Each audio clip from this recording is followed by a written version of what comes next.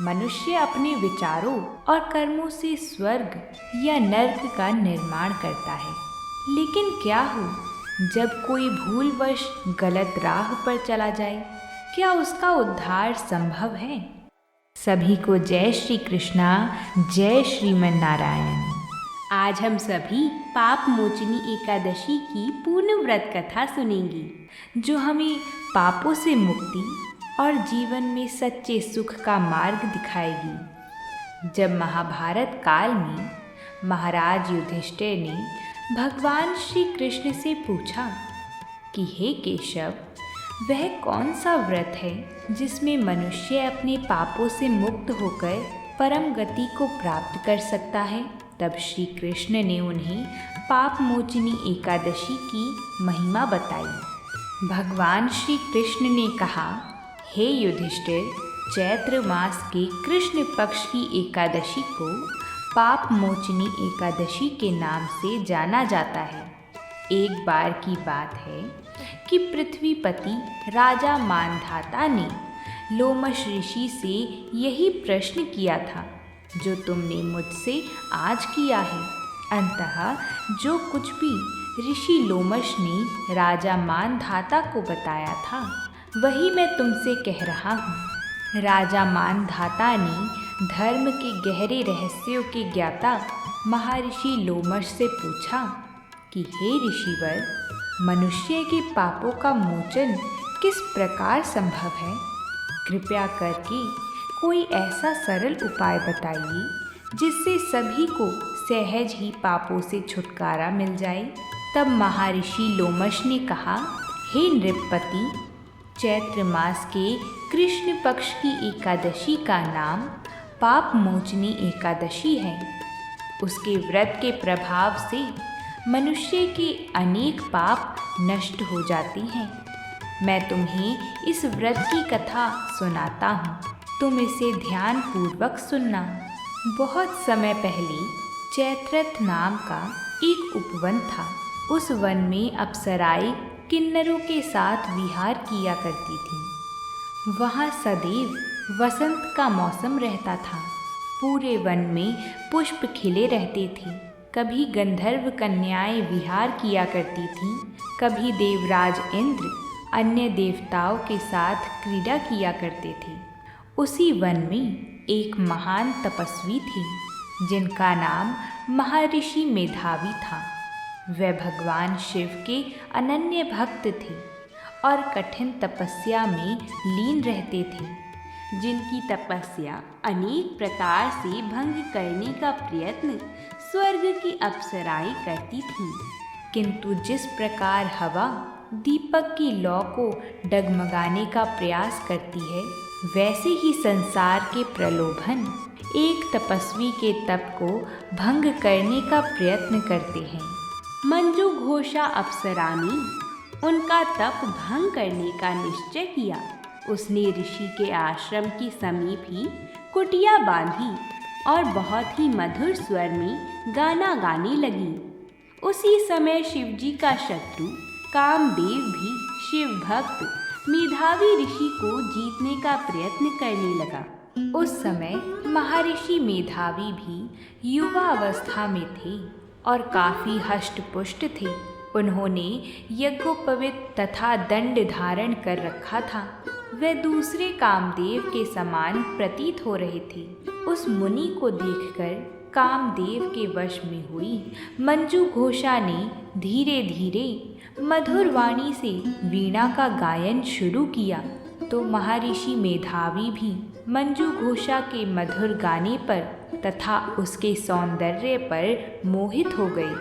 उन्हें शिवजी की उपासना का विस्मरण हुआ और स्त्री संग में पूरी तरह मग्न रही। स्त्री संग में उन्हें दिन रात का भी विस्मरण हो गया।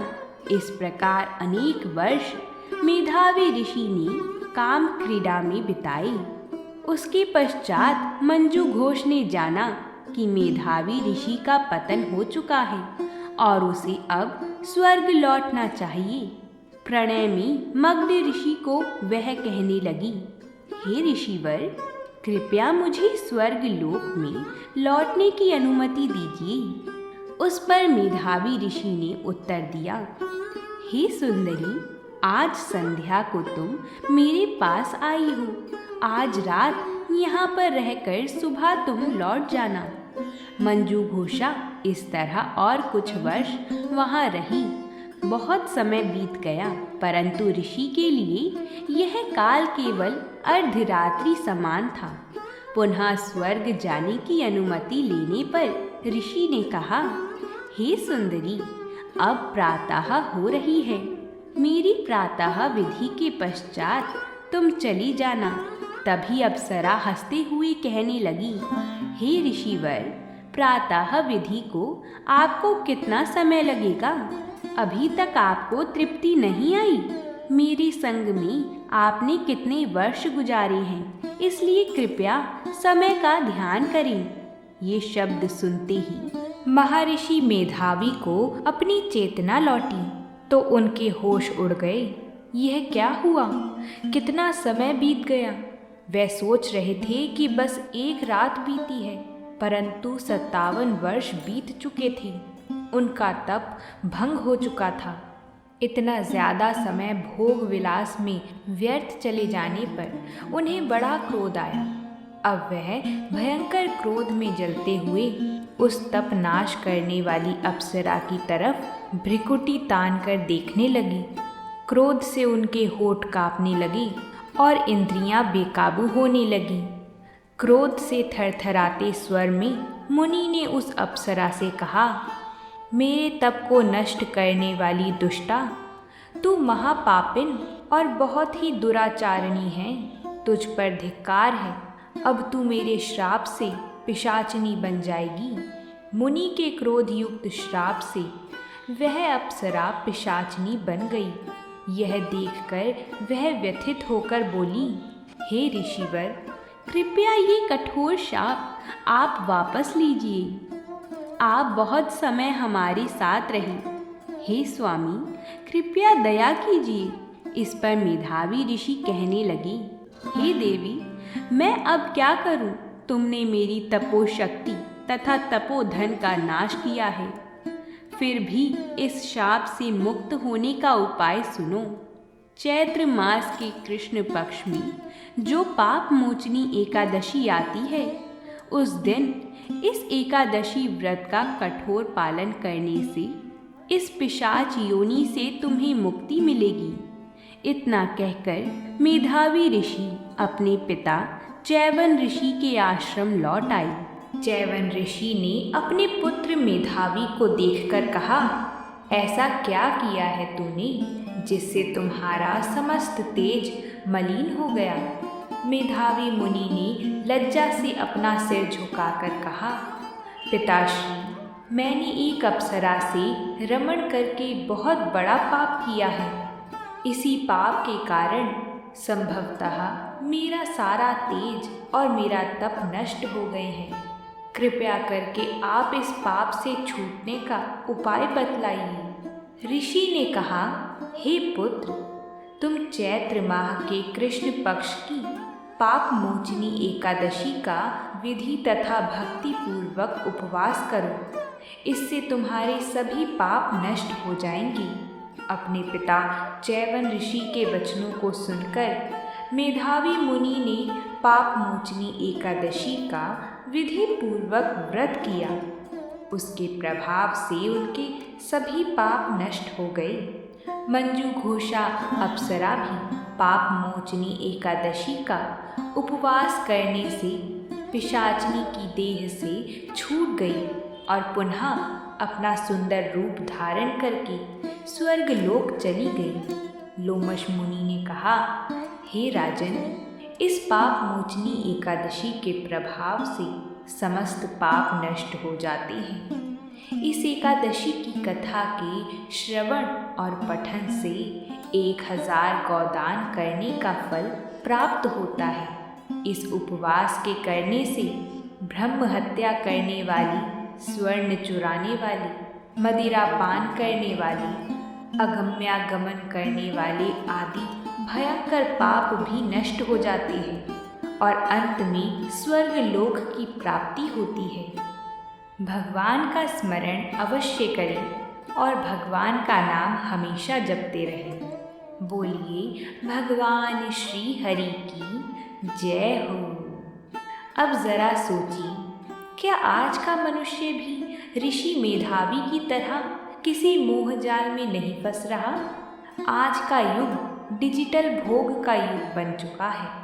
अनावश्यक सोशल मीडिया, बुरी आदतें, अनियमित जीवन शैली, यह सब क्या हमारे मन को भगवान से दूर नहीं कर रही?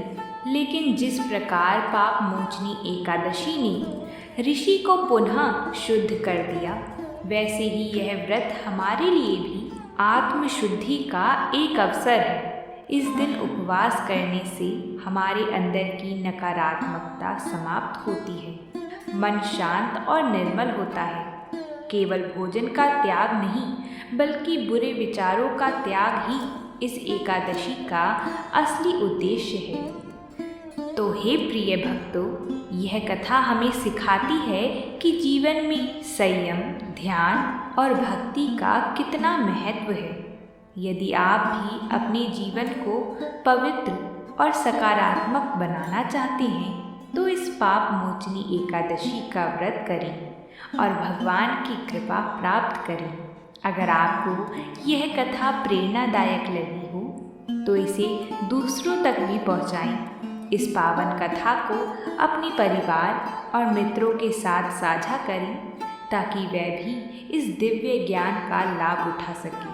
अब हम आपसे फिर मिलेंगे एक नई कथा के साथ। तब तक के लिए भगवान का नाम जप करते हुए प्रेम से बोलिए राधे राधे।